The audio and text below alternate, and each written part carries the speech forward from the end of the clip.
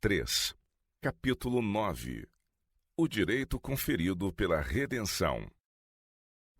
Os dízimos e ofertas dados a Deus são um reconhecimento do direito que Deus sobre nós tem pela criação, bem como o reconhecimento desse mesmo direito que a Deus assiste pela nossa redenção.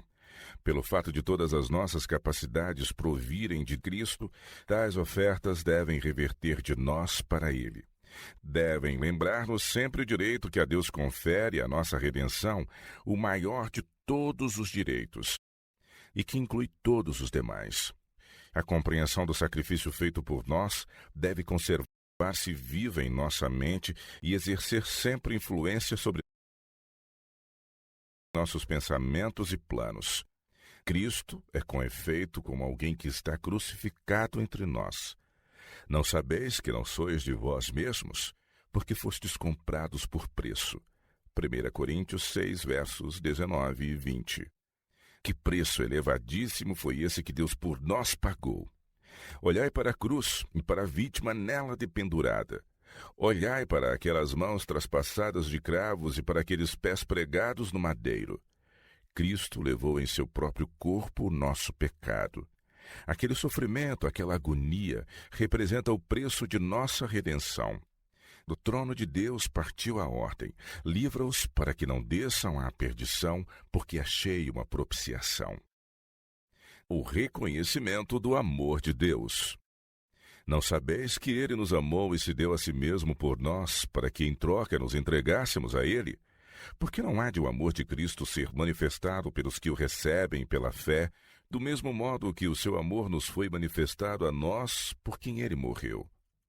Cristo é representado como se afligindo e buscando a ovelha perdida.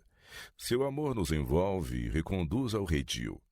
Seu amor nos confere o privilégio de com Ele assentar-nos nos lugares celestiais. Quando o sol da justiça nos alumia a alma, e com paz e doce alegria repousamos no Senhor, louvemo-lo então. Louvemos a quem é a salvação de nossa face e nosso Deus. Louvemo-lo não só por nossas palavras, mas consagrando-lhe tudo que somos e possuímos. Quanto deves ao meu Senhor? Lucas 16, verso 5. Calculá-lo não vos será possível. Se tudo quanto tendes é dele, negareis o que de vós pede. Se ele o requer, quereis apertá-lo egoístamente entre as mãos? Quereis retê-lo e aplicá-lo noutro fim qualquer, menos no de salvar almas? Deste modo é que milhares de almas se perdem.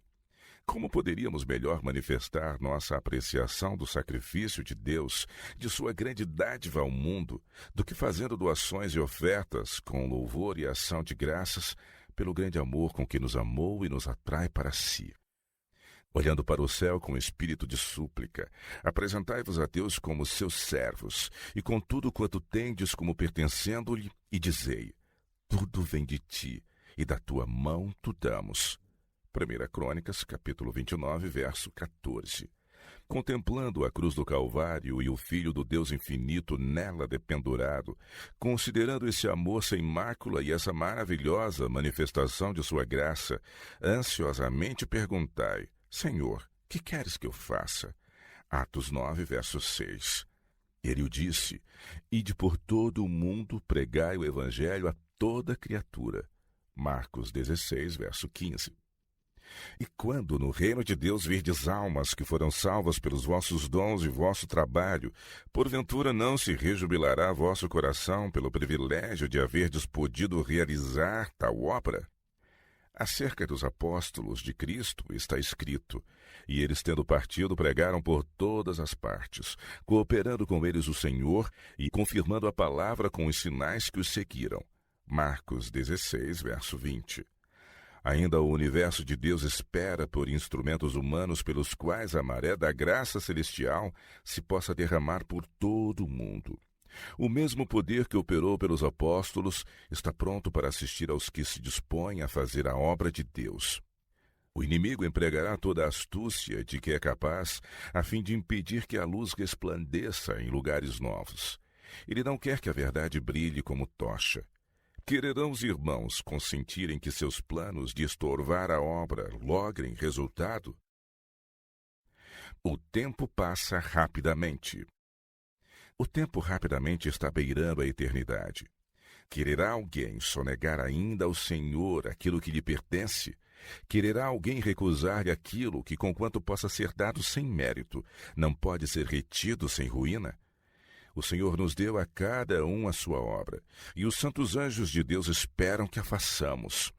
Se trabalhardes orando e vigiando, eles estão prontos a assistir-vos em tudo.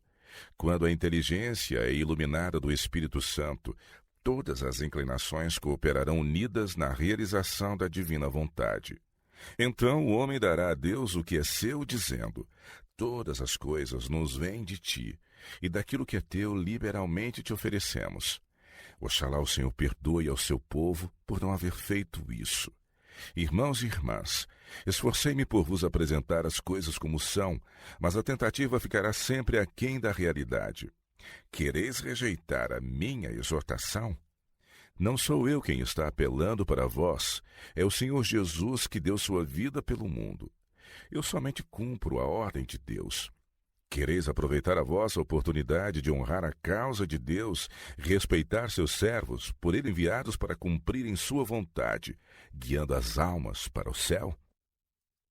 E digo isto, que o que semeia pouco, pouco também ceifará, e o que semeia em abundância também ceifará.